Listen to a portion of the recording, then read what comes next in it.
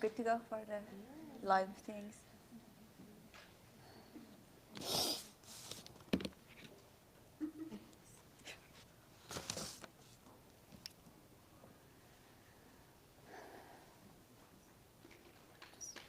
You can talk.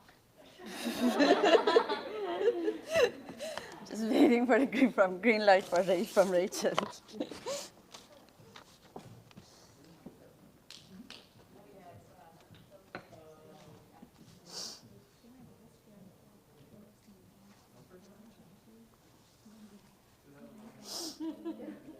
It's fine. You can like only work it into your story.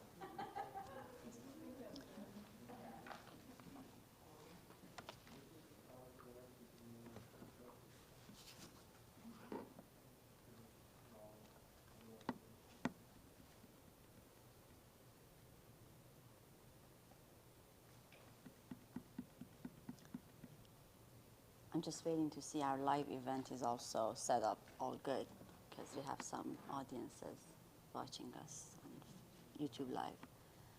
Let me see.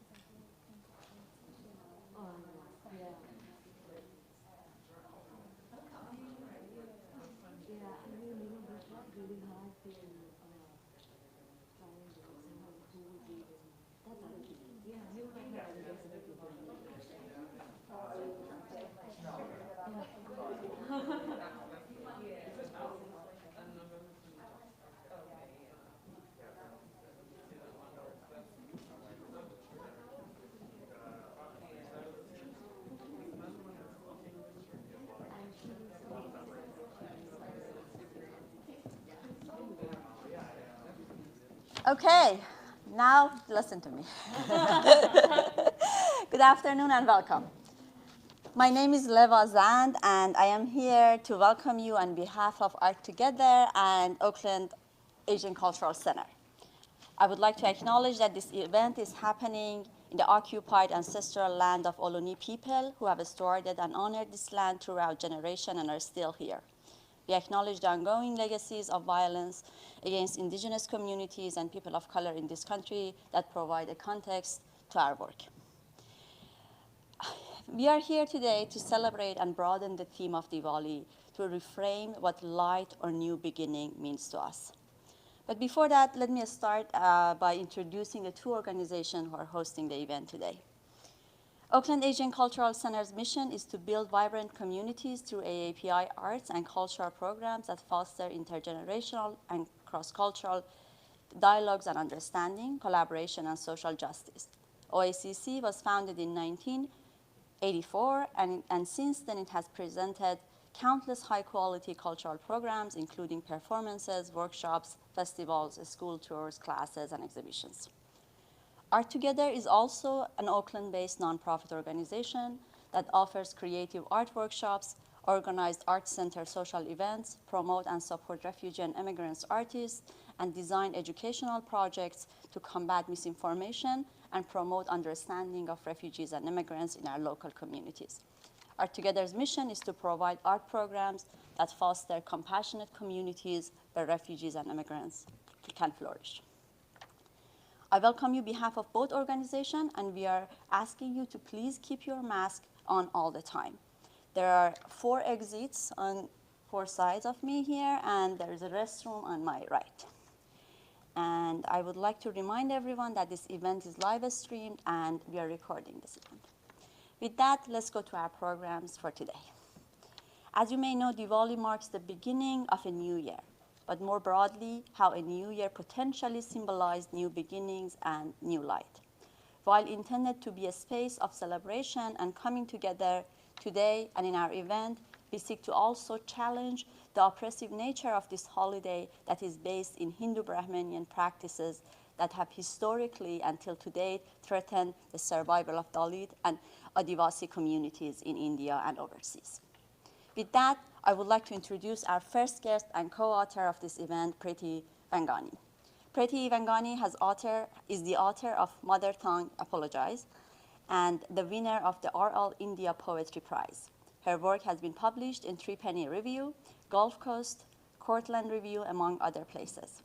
A graduate from the University of San Francisco MFA program, Preeti has received fellowship and supports from UCross, Teen House, Napa Valley Writers Conference, PEN America, and California Center for Cultural Innovation. She currently teaches in the MFA writing program at the University of San Francisco. Please join me and welcome Preeti.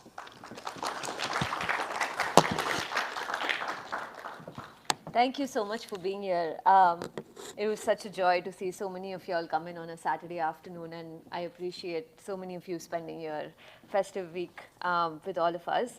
My name is Preeti Vangani, and I'm a poet, and before I jump into, some poems I want to read for you all today, I want to acknowledge that I am a caste and class privileged Indian, and when OACC and I got together in terms of thinking about how we want to go about, putting this event together, we definitely were charged with, the excitement of celebrating a festival.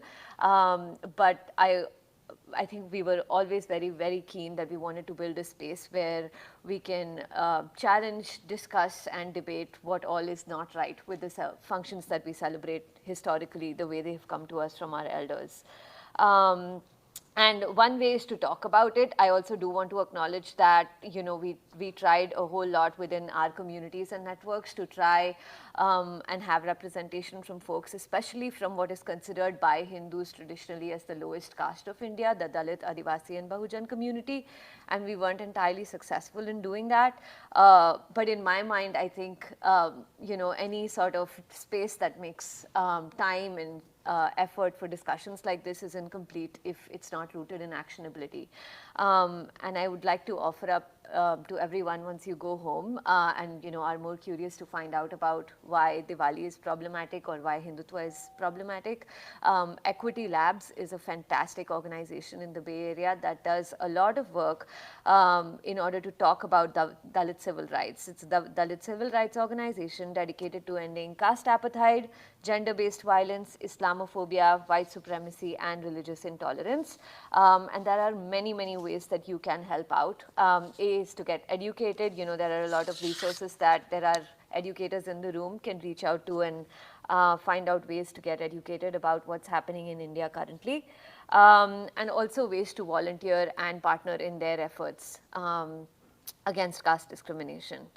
I moved from Mumbai to San Francisco in 2016, and for 5 years in a row, my personal celebrations around Diwali have been relatively smaller, quieter, almost non-existent. A lot of this was driven by circumstance of being away from home, but a lot is also driven by choice.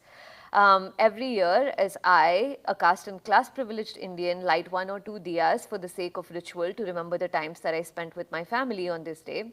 Especially for the last 6 years, I have been filled with rage as the current government in India, under the leadership of Prime Minister Narendra Modi, continues to systematically and unapologetically widen the gap between the meanings of the religion as we know it, Hinduism, and its propaganda, which is known as Hindutva.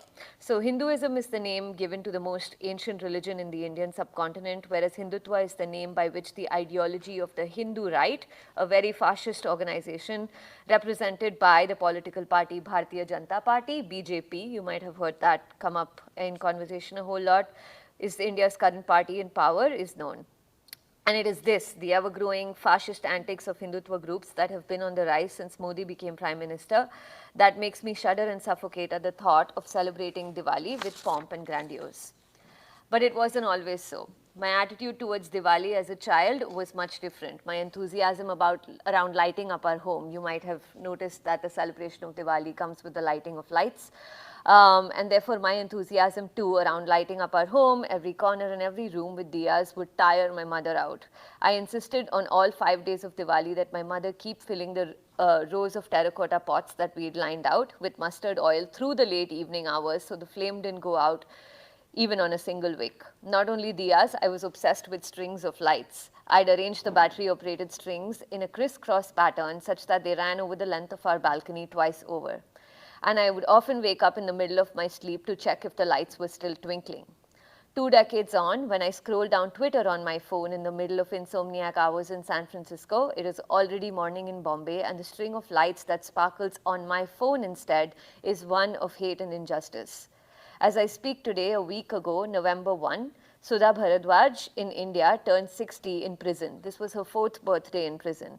Who is Sudha Bharadwaj? She is a trade unionist, a lawyer, a professor, and a writer who was imprisoned on inadequate evidence and fabricated accusations of having links with Maoist terrorist organizations. And this is only one such case. There are hundreds of prisoners in the jails in India today who have been captured on account of inadequate evidence just because they come from the margins and stand up for the rights of people who the Hindu upper class does not want to acknowledge as one of their own. Natasha Narwal, who is 32 years old, is among dozens of activists jailed last year for being accused of a conspiracy to create religious riots in Delhi after she organized protest against the controversial Citizenship Amendment Act passed by Modi's government in 2019. The very illustrious journalist Rana Ayub, who writes for the Washington Post, has said Modi's India is a timeline of hate, intimidation, and injustice. During a rally in Delhi, this is as recent as August 8, 2021, a former spokesperson of Modi's ruling party actually assaulted a journalist who was one among a crowd for chanting slogans in support of farmers' rights. And then the mob that was from the government's party actually started chanting in response slogans that basically implied the genocide of Muslims. On the same day, another young journalist in Delhi was heckled by Hindu nationalists who wanted him to chant "Glory to Lord Ram" in Hindi. And glory to Lord Ram is the same Ram whose arrival back to Ayodhya is celebrated as the festival of Diwali. This God's name is being forced down throats on the streets where dissent is not tolerated, and any kind of protest, real or virtual, is met with death and rape threats. Where Muslims are told to go back to Pakistan, and people from Dalit communities, India's most oppressed community, have been lynched and assaulted on absolutely baseless suspicions of having either consumed or carrying beef, for example. The rape and death of Dalit girls, which has been a problem in India for God knows how many decades, continues to be on the rise, and most of these rapes have been documented and recorded, and the accusations have all pointed towards Hindu men who commit rapes of these girls. Most recently, a 9-year-old Dalit girl was raped and killed, the main accused being a Hindu priest. Not only, does the government and its allies come for people who are in the margins, they've traversed all kind of political and social strata and want to show that if you're not from a Hindu upper class background, you perhaps need to fall in line. And I say this because some of you must be aware of Shah Rukh Khan, who is one of the world's biggest superstars. His teenage son was recently arrested on unproven charges of possessing drugs. The reason they come after him is not because Shah Rukh Khan is just another famous actor, but he is a Muslim actor, a global icon who has spoken up against religious intolerance and discrimination in India. And these cases go on and on and on. I wish I could stop, but my feed doesn't allow me to. This is what our newspapers are filled with. All to say that the government wants you to know that if you are a woman from a lower caste, if you are Muslim, if you are a farmer, if you are not documented, if you come from a Dalit, Adivasi, or Bahujan background, the message is clear. Fall in line. But amidst all of this, bad news, when festivals like these come around, festivals are such a fantastic way to take a departure from the mundane. And the urge to participate in this jubilant energy is only a very natural and human one. I, very recently decided to shift the scale with which I celebrate Diwali. A lot of it had to do with the fact that I haven't been home in a very long time, thanks to the pandemic. And I came across these beautiful words by novelist and nonfiction writer Ria Rodriguez Mukherjee, who says, India has too many intersections that crisscross, zigzag, and result in plethora of contradictions and ironies. But however, following one particular practice of Diwali that's rooted in religion makes sense from a commercial, cis-sexist, political, and capitalistic perspective.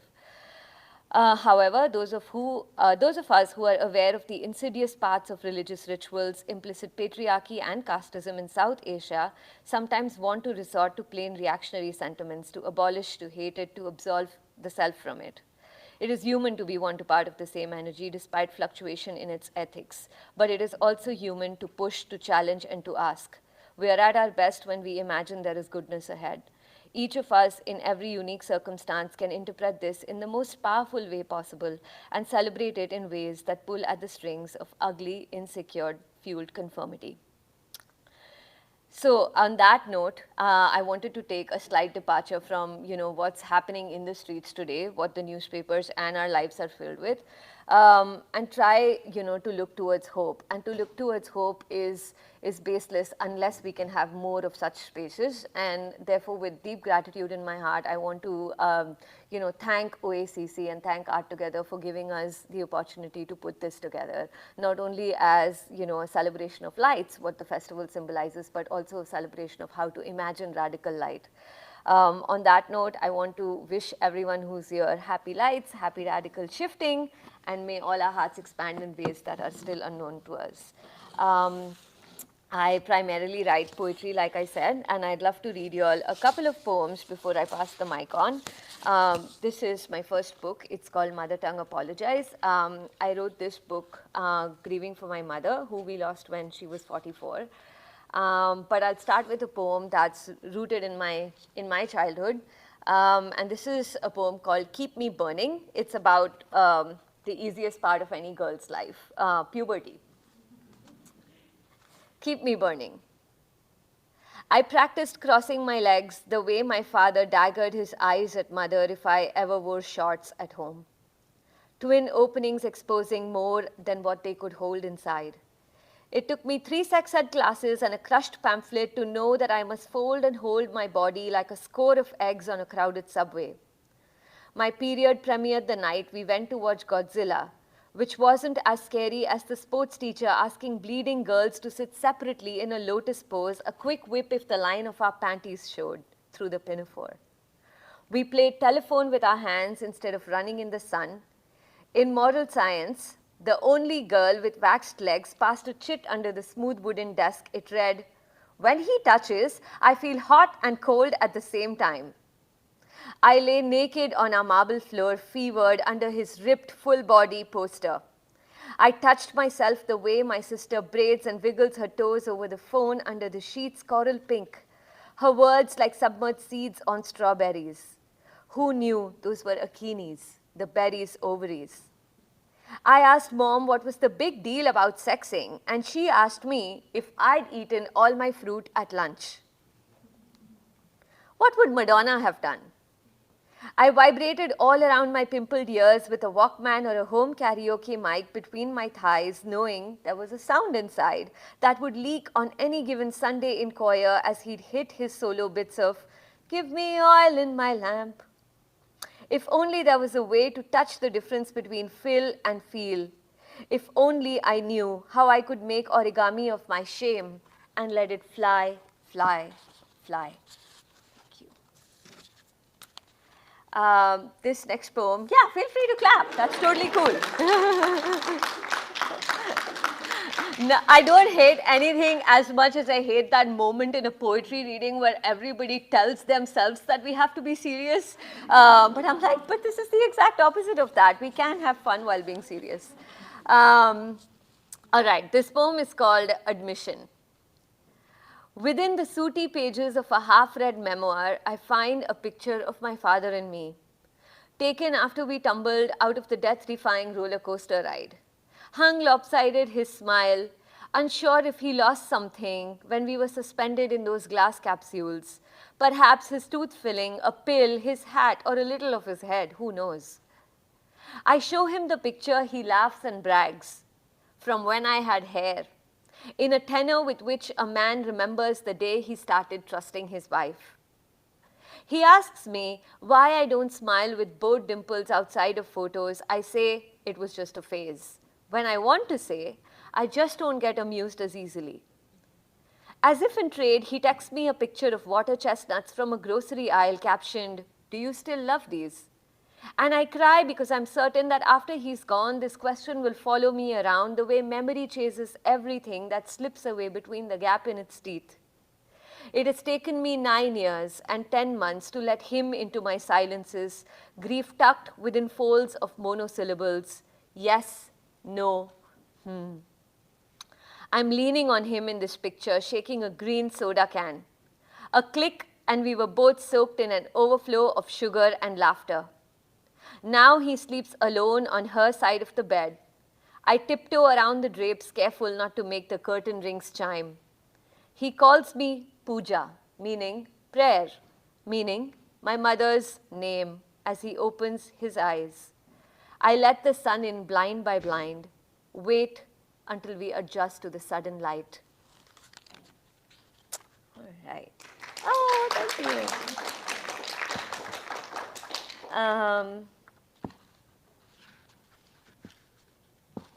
All right, let me read you all a poem called Bettering Myself. This poem I wrote very much when I was in school in San Francisco, hustling on Craigslist to get as many cash jobs as I could to survive our expensive city. It's called Bettering Myself. I rise before the sun. I don't take autocorrect at face value. I honor my dentist's appointment. She wants to know if I found love. I read Dragons Love Tacos to toddlers. Make their Valentine's, schedule my pap smear at the women's clinic. They want to know if I am active. I smile to say I am Gatsby without the money. Rinse and scrub all china before the gathering of a dry film. I separate my whites, eggs, and linen, unsubscribe from the daily horoscope. They want to know if I found the missing half of my soul. I fill myself with B6, B12, TED Talks, and extracts of dandelion. I play pretend dog family with rich kids. I'm on all fours. Today I am babysitter puppy. I lunge, spin, crunch, cross-train, register for a marathon, a lunch pop-up, a protest march. I hold up a banner bigger than me, scream, have some mercy. I hit a wall, drill holes for a shelf on my own. At Halloween, I am Riveter Rosie. I wear a fitness bracelet to know more about me in numbers. It calculates even when I dream. I throw impromptu dinner parties, compose cheese platters, scan labels to check how my chicken was raised. I wonder if my eggs are good enough to be donated. Children at the daycare guess my age as either 7 or 326. Today, I am the tickle monster. In the shower, I do the Macarena to see if I can still shake it. Fold and unfold myself into a flash mob. I scrape mold off the Victorian ceiling, let the adjustable ladder rest where it stays out of sight, bring home air plants. I learn something eventually about growing without roots. Right, I'll read you all one last poem.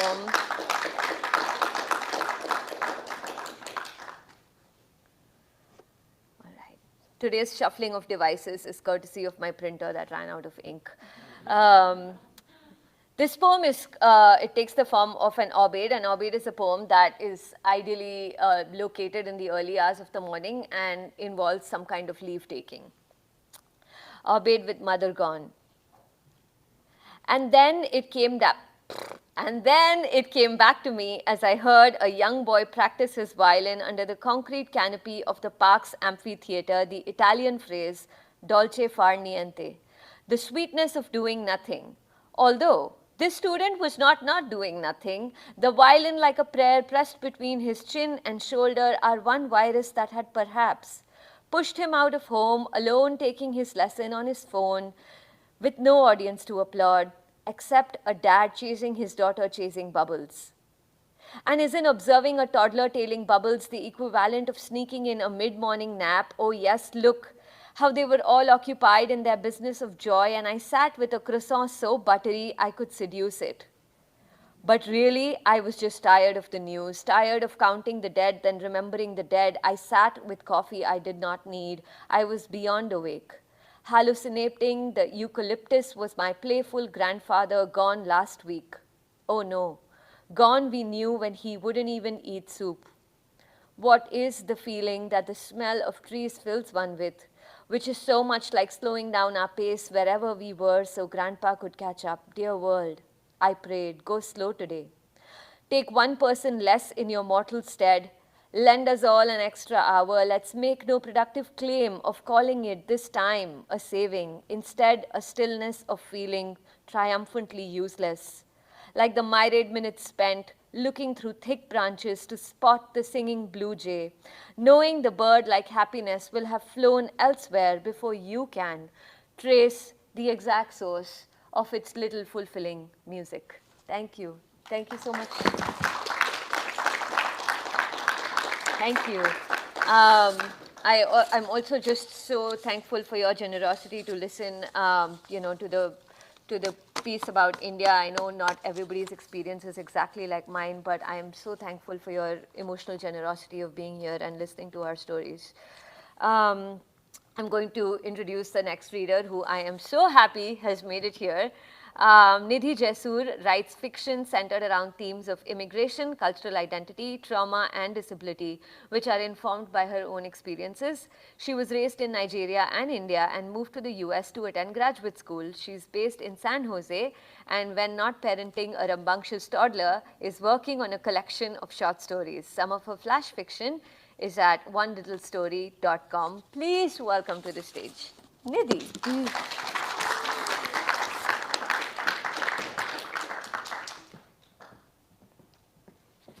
Thank you so much, Preeti.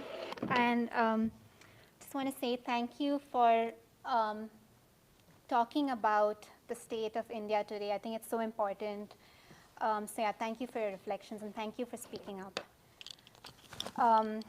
Okay, I can finally wear my glasses because I haven't figured out how to wear glasses and not fog them up with my mask.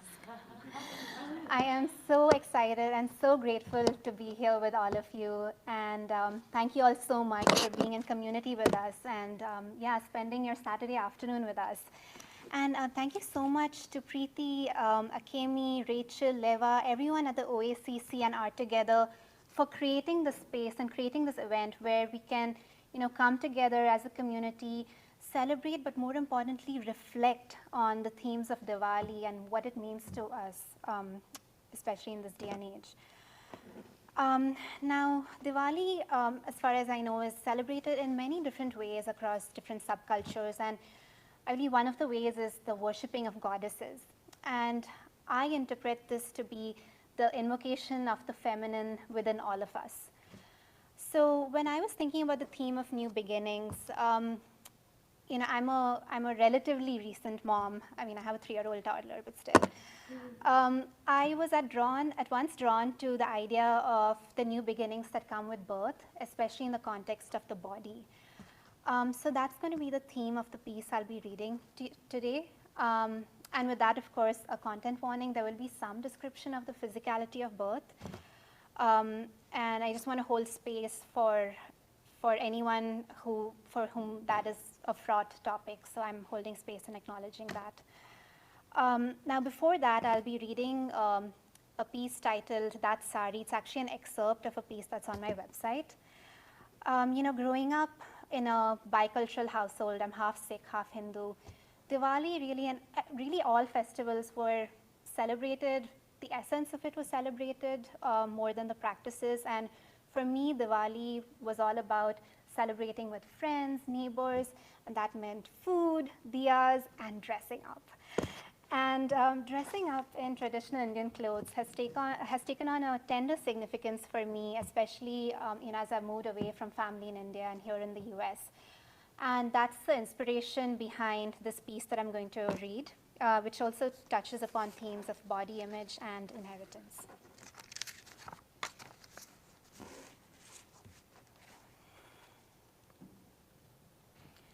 I chose it from the matrix of saris at the sari shop, sorted by color and silk type into a gigantic colorful spreadsheet. Its curious hue of watermelon pink caught my eye from amongst the rectangles of magenta, in much the same way as a spot the word puzzle manifests to the eye. I selected a few more saris to look at, mostly to oblige my mother, who was shopping with me.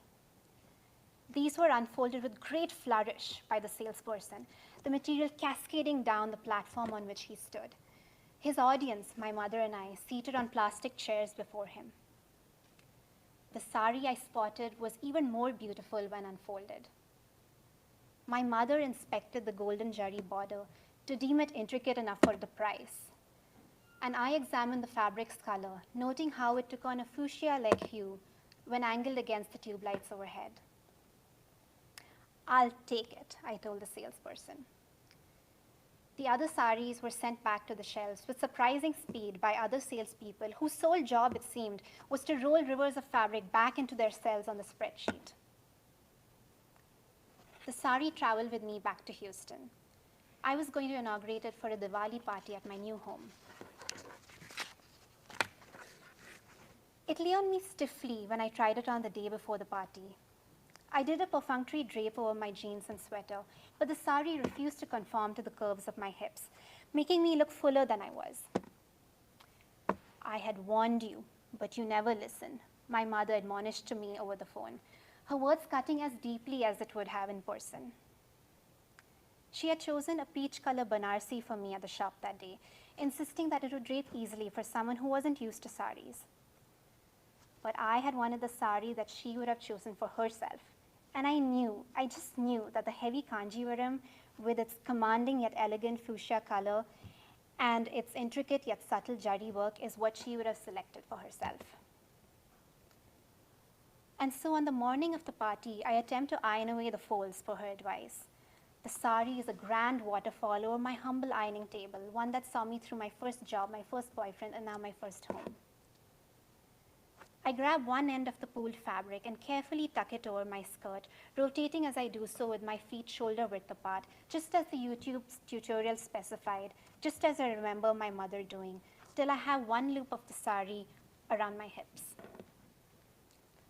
Unlike my mother, however, I struggle with the river of fabric that streams down the table towards me, caught in a vortex with my body.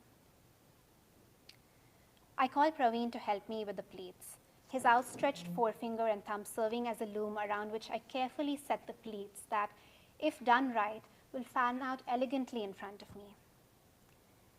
It takes a few tries, and me snapping at him, but we finally have pleats, all of them held in precision with safety pins. "We had it right the first time," Praveen chides, and he isn't wrong. I got greedy, and I wanted it to be perfect. Thank you.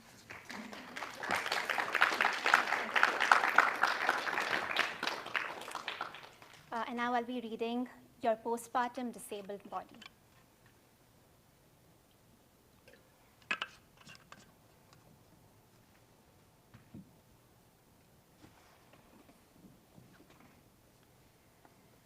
Suddenly, the bundle that was inside of you, that you were heaving and hefting to push out, is on your chest, still tethered to you, just as you are to bags of fluids around you.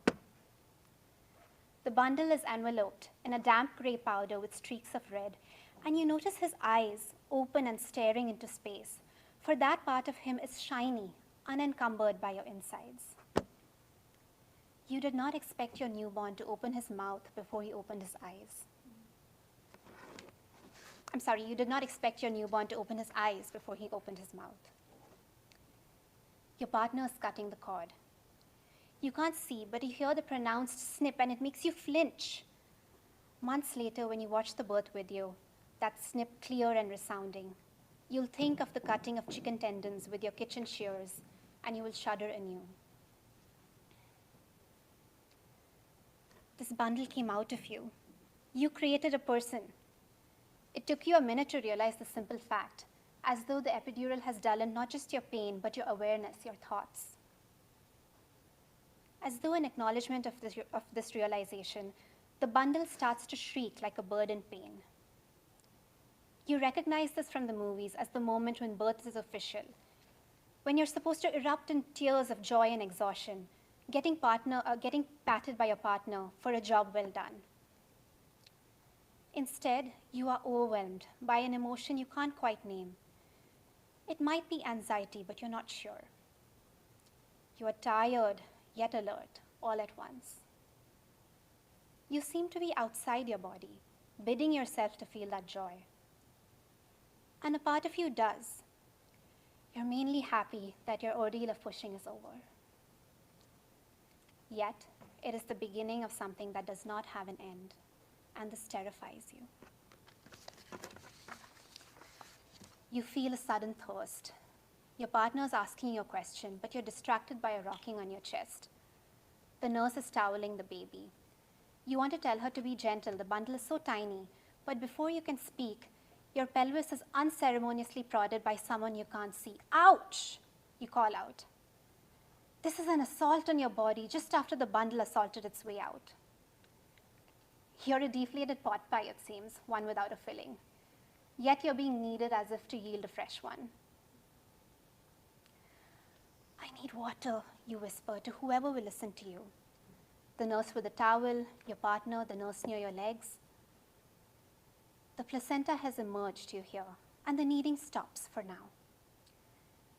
It will continue regularly for the next 36 hours. Your insides need to be evacuated of the blood and tissue that grew your little bundle. This thought will unsettle you with a sadness you didn't think you'd feel. A part of you is thriving, growing, while another part of you is dead and will be purged, something that you experienced before. The freshly toweled bundle is now still. You cup his head. You're afraid to move him, even though they told you how to practice with a plastic baby in the parenting class. Mom, hey mom, the doctor is calling out to you. That's what you'll be called over the next few days in the hospital and at every appointment hereafter. Your identity now tied to this baby. Your very name erased by a relationship that you wonder if you were ready for. The doctor wants to know if you can feel your perineum. You feel a pinch, but you say, it's okay, it's not bothering me. Okay, good, she says, because I'm just sewing you up. Oh, you say, how bad is the tear? You remember the slideshow about different degrees of tears, the images you wish you hadn't seen. You had agonized for months about which birthing method would be better for your already fragile body. A C-section, the precise but deep incision of organ, muscle, and skin, or a vaginal birth, the haphazard tearing of muscle and sphincter, the pattern and depth of it at the mercy of your baby's head, the decisions of the doctor, the events of birth, the effectiveness of your massages. It's a second-degree tear, the doctor says, and you're relieved. At least this part of your body won't need surgery. Yet, you wonder if you could have done a better job with the perineal massages. You let your body down yet again, or perhaps it let you down. You wonder which came first. Water, you remember to ask, but now a pinch and you recoil. The bundle, it seems, has stuck out its head like a turtle and clamped down at your nipple. In parallel, there are pulls and pricks between your legs. You tense up. You're used to only a partner biting at your nipple, pulling at it as you writhe your body in hesitant pleasure, pushing him away. Now, the suckling at your nipple feels misplaced, it feels confusing, and you cringe, you hate it. You're angry at your partner for messing up this first breastfeed for you. 2 weeks later, you will ruminate about this, about how the portals of pleasure are also the portals of the maternal, of sustenance. How there's this expectation to switch effortlessly between the two. How you provide, and provide, sometimes feeling fulfillment and pleasure, but these days mostly a sense of servitude. How so much hinges on the ability of those tenuous stitches to heal into elastic yet taut tissue. 4 weeks later, the suckle at your nipples won't jar you anymore. In fact, you won't mind it. Your hips will still be tender, your back aching as it usually does, your bump still visible, your orifices not shutting tight. 6 weeks later, You will plumb the depths of a despair that you never knew possible, a despair whose intensity startles you, one whose origin you worry about. The origin is your new baby, the doctor tells you. No, it doesn't mean that you don't love your baby, a doctor assures you. It's perfectly normal, your doctor states. You wonder if you'll feel normal again. You wonder if you'll ever feel normal again. But then you are aware that your normal isn't the norm. After all, you're disabled. You'll read about how the body's cells renew every 7 years. You will hope to get some of your pre-pregnancy body back. This birth is a fresh wound. You hope it won't fester like the pain in your neck or the burn in your nerves. 2 months later, your bleeding will finally stop. You'll get tendinitis in your wrists, and the doctor will tell you to wear a splint. You will marvel at how some maladies have such a straightforward remedy.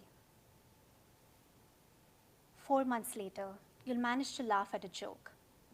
There will be puddles of happiness in this well of lingering melancholy. Using the bathroom will no longer be daunting. 6 months later, your baby will feel too heavy for you to carry. You'll buy an indoor stroller. You'll worry about how you'll manage when he gets heavier.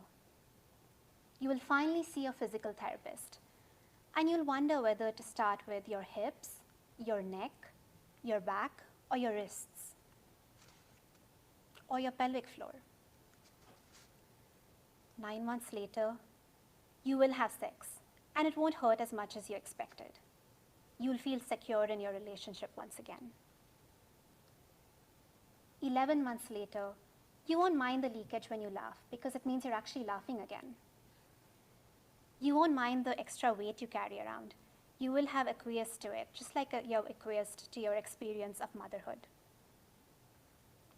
12 months later, you'll still be able to carry your heavier baby, even if for just a minute. And then, many lunar cycles later, you will harbor life again.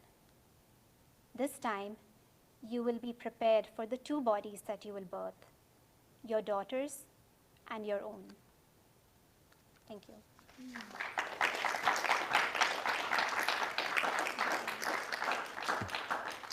And now it's my pleasure to welcome Anita to the stage.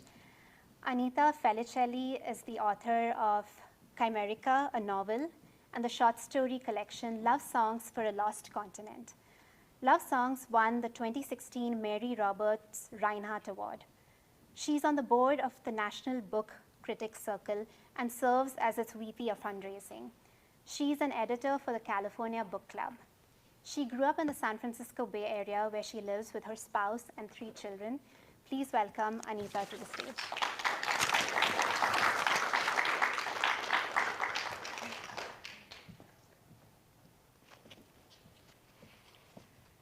Thank you, Nidhi, and thank you, Preeti, and the Oakland Asian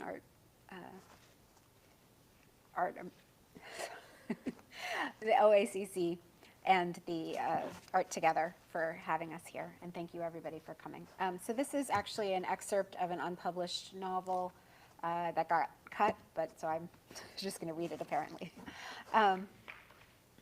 Every so often, he'd hear about village life on the radio, and it would remind him of losing Hari and Selvi.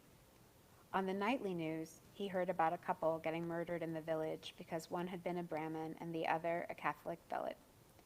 He thought of his parents and missed them, missed how they'd believed a change to society was coming. He rode the train to visit them in Nagapatnam. Maybe he'd feel differently this time. But Appa had lost his job and listened to the radio all day, permanently wrecked by drink and his own awareness that all his choices in this society had been futile. There was no casteless society coming. He wept openly during the radio broadcast of a Dalit man who'd been murdered for drinking from a well Brahmins used. All the work we've done, it doesn't mean anything. It doesn't mean anything. Nothing changes, Shiva wailed. Katrin quickly returned to his quiet, clean life of engineering where he strove to be the best. He was unwilling to make a single error, unwilling to ever settle for second best. It was in the mess hall at work he met Anuradha, She was small and slight, luminous skin, a long thick braid. She wore printed paisley cotton saris. "Aren't you new to our team?" he asked her. She smiled. He sat down across from her with his tiffin, making polite, uncomfortable small talk. She was from a large Tamil Brahmin family. She was kind and thoughtful and orderly. Even beyond being the only woman in the company, Anuradha stood out. A lone candle, a single sparking flame. Most startlingly, perhaps, she lived in a house with a group of men with whom he'd gone to IIT, something he'd never heard of any woman doing. But the next day he ate lunch with her again. She was unclouded by the doubt and anxiety and self-loathing that plagued him. Whether this was because she was Brahmin or because she was blessed with an incredible mind, a mind that might be better than his own, he truly wasn't sure. As he had with his IIT classmates years before, he wondered if maybe those two things were related, unlike what his father had told him, whether he was always going to struggle and feel uncertain about his place. After years of watching his hardworking, bone-weary mother pulled down by his father's drinking, by her too many children, by her lack of resolve, by tragedy and poverty, Anuradha's single-mindedness and optimism became doubly attractive. You had the feeling she was going places and she'd bring you along with her. Her happy ambition formed a kind of shining cocoon around them when they were together, shielding them both from anything ugly about reality. It was like nobody had ever told her no, or even hinted she was not the star she believed herself to be. This was true of his upper caste classmates at IIT too, he remembered, but they hadn't been women. Anu talked a lot about England and America, about how one of the Beatles had come to India to learn sitar. "Who are the Beatles?" he asked. "Oh, you have to hear them," she said. "They're from Liverpool, and they've used a sitar in a few of their songs." One of them, George Harrison, heard the instrument in an Indian restaurant in England. What song? It starts, "I once had a girl, or should I say, she once had me." It's a beautiful song, but it's not my absolute favorite. Her eyes lit up as she explained the song Norwegian would. She'd started listening to Western music in college, and she could rattle off trivia or wax rhapsodic about those songs the entire lunch long. He would quiz her just to see her excitement. Another day, she talked about how, a few days before, America had passed a law allowing Indians to finally come to America in greater numbers.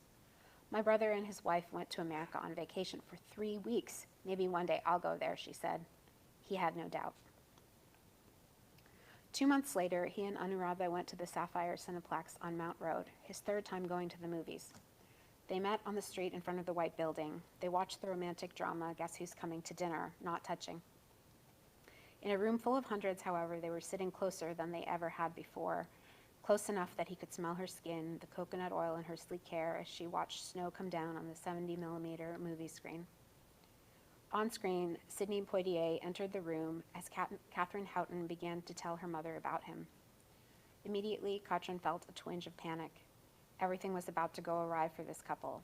He knew, as Sidney Poitier knew, that Catherine Houghton didn't really know her parents, and it made him nervous and nauseous. Urgently, forgetting himself, he reached out and touched Anuradha's hand in the dark, hoping she might feel the same way. But she didn't seem tense at all, touching his hand back casually. After the film was over, Anuradha said, her eyes wrapped in the dim movie theater light, "What a beautiful film. Shall we watch it again?" They had continuous screenings at the Cineplex. You could sit inside a theater and watch a single film all day until midnight. He was a little sore from sitting so long. He couldn't pinpoint how to tell Anuradha what made him uneasy about the film. There was something oblivious in the faces of the white people who'd raised their daughter to believe in an abstract equality and were then shocked to discover she'd believed in it for real. Their faces troubled him. She was watching a different movie about how people could be different and yet fall in love. Still, to please her, he nodded and they watched the film all over again. After the movie, they went to the canteen, 9 Gems. They ate the chaat that was served there. He'd only had sev puri and bhatura chole a couple of times with a Punjabi classmate. He cracked open 2 bright orange Fantas, feeling in the joyous sounds of the caps coming off. He'd spent too much, and disaster poverty was around the corner. The whole outing was a crazy splurge. He could barely afford it. Outside, it was already dark. The canteen was warm and noisy. As he watched Anuradha talk about the film they'd seen, fluttering her small hands around like 2 beige butterflies, he knew he was going to marry this young woman. He handed her the open Fanta with a feeling of awe and destiny. They'd known each other 9 months when Katrin went to meet Anu's family. Her father had recently gotten a post as a doctor in Madras, and they took the bus to see him and his wife. The house was large and very clean, and Anuradha's sisters were home. Her mother and father met him in the living room and sat down on a bench across from him. The bench was draped in red cloth sparkling with mirrors. Her mother offered him tea, which he accepted, but he could tell right away, from the way the mother didn't look at him and her father barely made eye contact, that something was amiss. They spoke, but he had the sense they'd already made up their minds that they didn't like him. He thought of Sidney Poitier. He caught a glimpse of himself in a mirror in the hallway and was surprised to see himself looking back, perceived how they must see him. His skin was very dark compared to theirs, his mustache thick. All the Brahmin men he'd ever met had been, like them, very fair, and Brahmin men couldn't wear mustaches. While he hadn't asked about his parents directly, he thought he saw in their expression.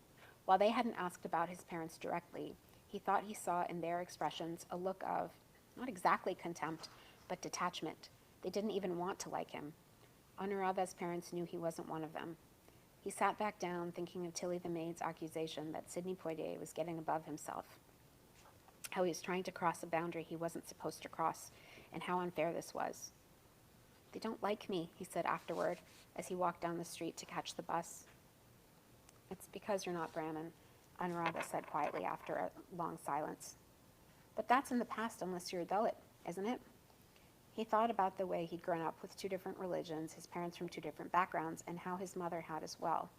His grandmother had been strange about it, but they'd still managed somehow to cohere as a family. It was true that his parents' families had been friends for years in Burma, and maybe it was easier when you were strangers together in a new land to forget about what might have divided you at home. But he was still startled to think that while his father had been so involved with anti-caste activism, this family believed they were special and better than other families.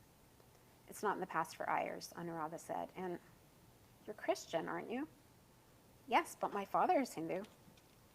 "Yeah, that's almost more strange to them. They don't know what to make of your parents' families allowing that." She paused as if she were uncertain about how to phrase what she said next. "They know that it's Shudras and Dalits who converted to Catholicism in this state."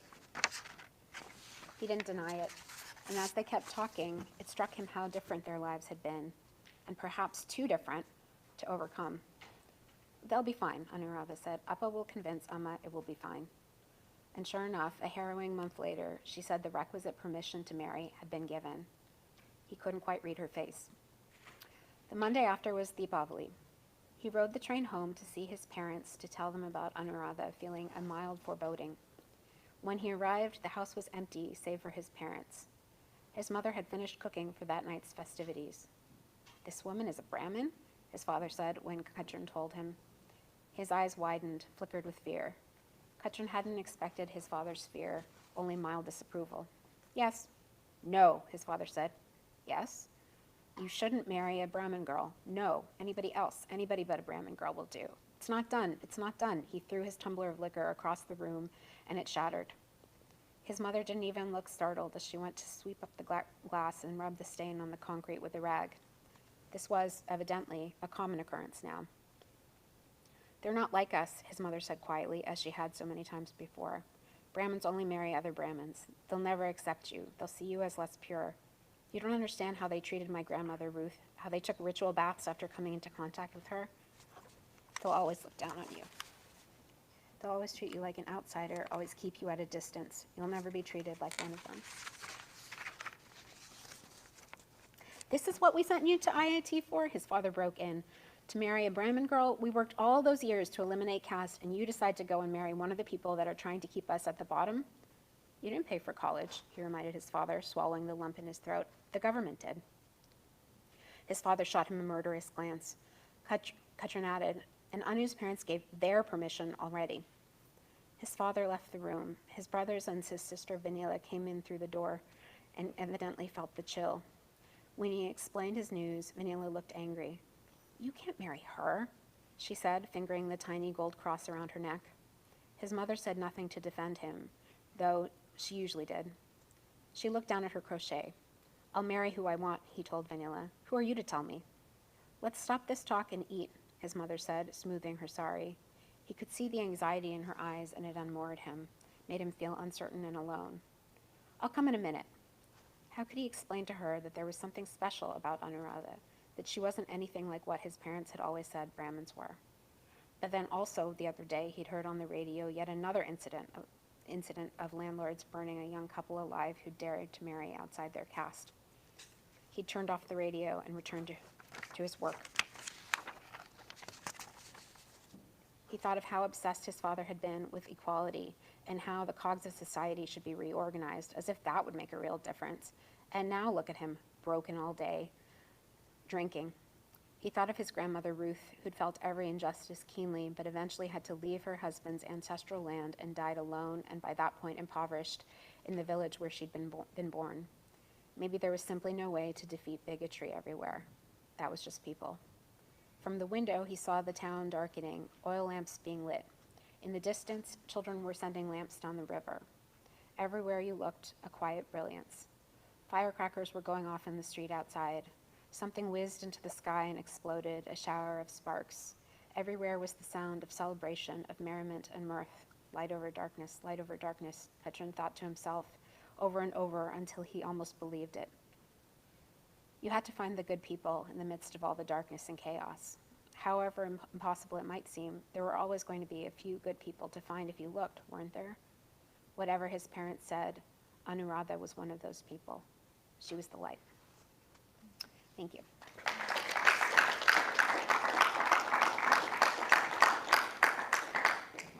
Next up is Karthik Sethuraman.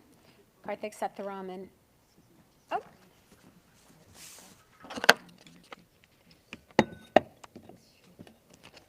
Oh, is it not working? It's working, right? Is it working? I don't know. Yeah, it does. It does. Okay. Thank you. Karthik Sethuraman is an Indian American living in California.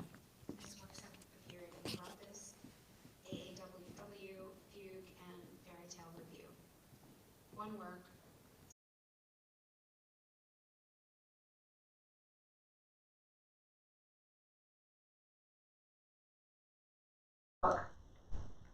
Prayer Under Eyelids, is available from Nomadic Press.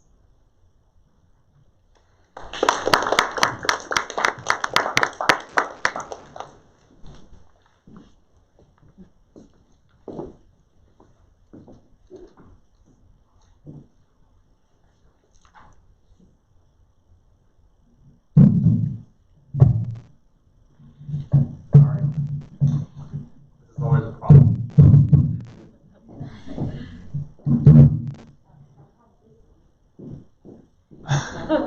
It's okay, I'll just hold on to it. It's fine. Sure. Yeah, I'm fine. I'll also sit down, so it's a little bit easier.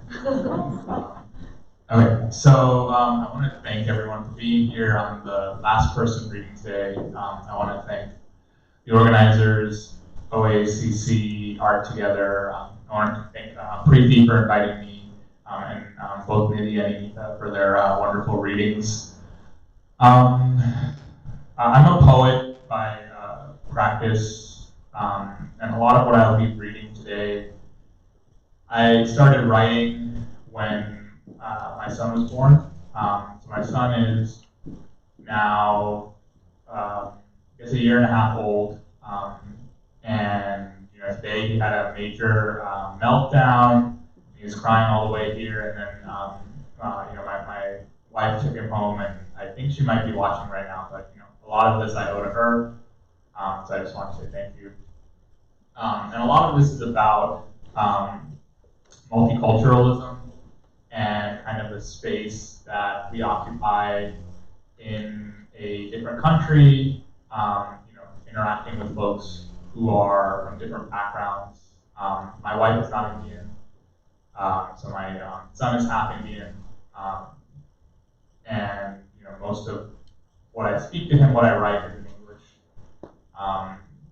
Although my parents are extremely religious, they're extremely Hindu, and Diwali is a big occasion for all of us. So a lot of these poems are kind of a meditation on that, and they're part of a longer collection of poems I'm working on called Family Generating Machine.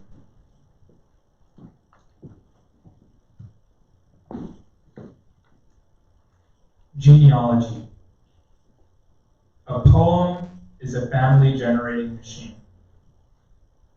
It turns a tree into a mother. She houses a boy sleeping in summer. A mother alone on the creek's edge. From a distance, someone she can't make out yells for him. A mother alone in starlight, a poem bringing her nighttime. Soon autumn and her empty branches. A poem looking for a house, a mother for a turn, a house for all the things she will relinquish, a turn to revisit her relations. Morning revisiting sunlight, mother revisiting seasons, and then the creek full with snowmelt carries away her shedding.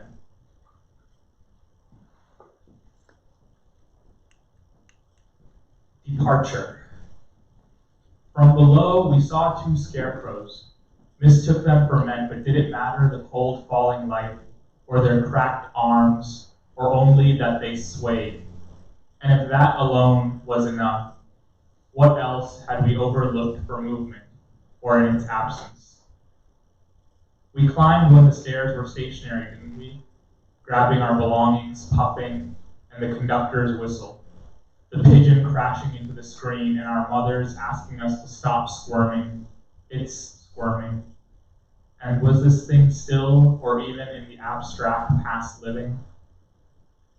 We made ourselves a bed of straw, stirred awake each morning, and by nighttime built a fiction for the next sunrise, and how we reach it.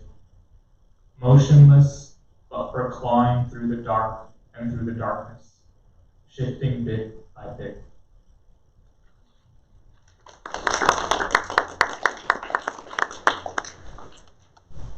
This is also another poem called Genealogy.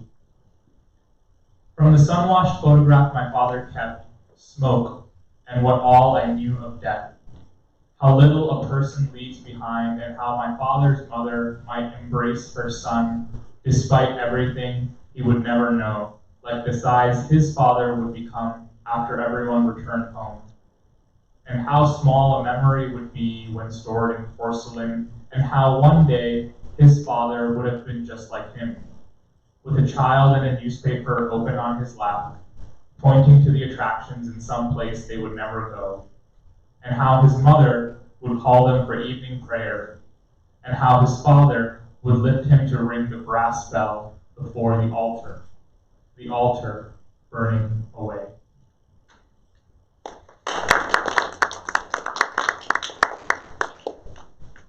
The next few poems are about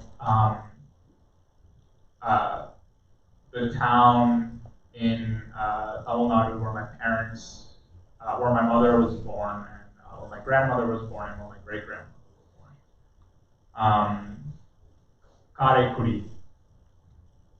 I threw out a poem about God, or my great-grandmother speaking about God, when she described a specific day in her childhood, with the future stored away in the background, and the first light bulb in her small neighborhood installed and coming on at sundown, and all the children gathering to witness the thing like magic, or close to it, as close as someone could get, but looking around, and her sister not there, not yet, and her closing her eyes for minutes. Finally, the room emptying, a knock. Finally, a knock on her back, her kneeling in the dimness.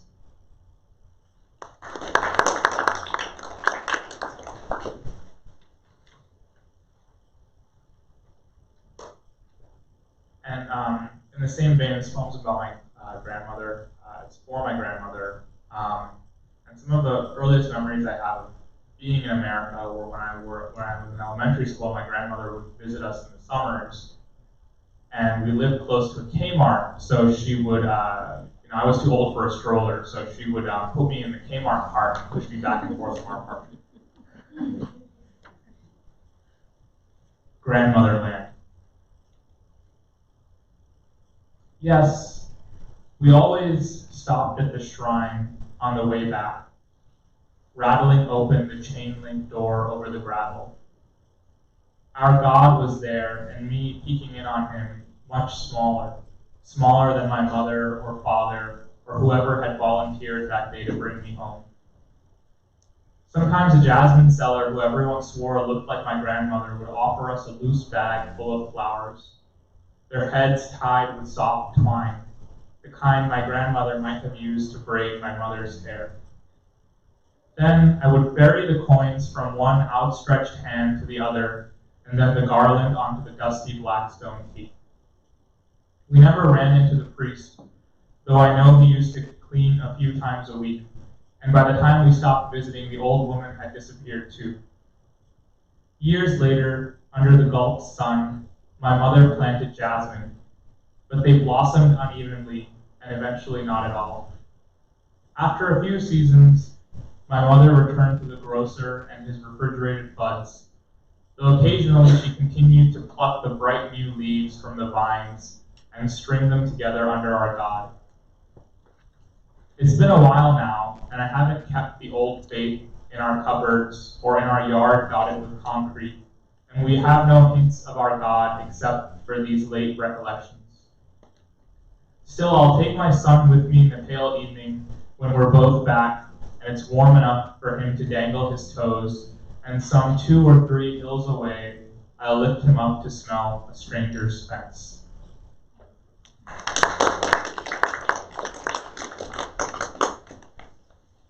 And I just have 2 poems left. And kind of both of these poems are about acknowledging how we've come to where we are, and both the trauma and privilege that we've accumulated in the process. The tusks. In the back room, beneath a faded tablecloth, the remains of beasts my ancestors killed or paid for, bartered or bought, I never lifted the shroud. The outlines were enough. The outlines and the carving of our God in the mud, his animal head above the doorway. Descending the morning, I never lifted the dust, and so what? I wasn't afraid to ask why we should cover our shame in the shadow, the rifled linting, the holiness, and always where to shoot the thing so that its face might still resemble the face of our God.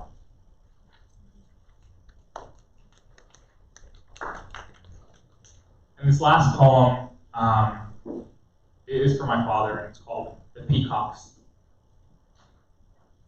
Peacocks are just peacocks, and dead peacocks are just dead, though the word just can do a lot of work. I say can to leave room for when things go wrong. They did, and the peacocks are dead. I want to blame the boys who hopped the fence, and I want to blame the boys who built the fence, but a fence is just a fence. Like when my father left for this country, he waved through a fence, and my father is just my father, a father who wasn't fit for the Atlantic winters, like the peacocks weren't fit for the Atlantic winters, and none of them died from the cold. This is simple, but they died from what killed them. My father says it wasn't the boys who hopped the fence, or the boys who built the fence, or even the boys who loaded the peacocks into the crates and shipped them over the water when they, like my father, couldn't swim. He says none of them drowned, and even if they had, it wouldn't have made a difference. My father knows how to kill a thing. He says he will finally die when he can no longer go back to where he comes from.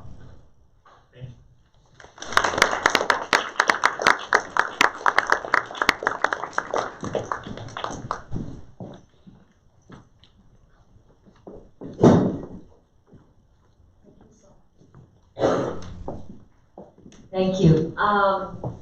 Can we have one more round of applause for everyone? Thank you so much to Rachel, Eva, everyone at WCC who's come down on a Saturday to make this space available and ready for us. Thank you so much.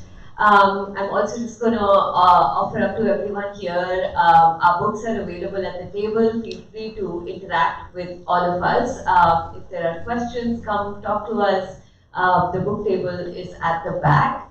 And is there First, there's a survey, there are very few short questions. I really appreciate it if you help us with feedback. You want to open the floor for Q&A? Oh, yeah, we can do that. And the books are there, there were three things. So surveys, the book, and also the YouTube channel of OACC. The event is going to be off tonight. So thank you so much for your answers. Yes, thank you so much. We've also made some space, and thankfully we have some time for that. But if there were any questions from the audience, me and all of my fellow readers, we'd love to answer them if you all had any questions. And if that feels awkward, we're always available for a chat after. But if you have a question, say hey. If not, I think we'll draw it to a close. Thank you for your time, for your love, and for your applause. We're so happy you made it. Come talk to us. We won't bite. Thank you.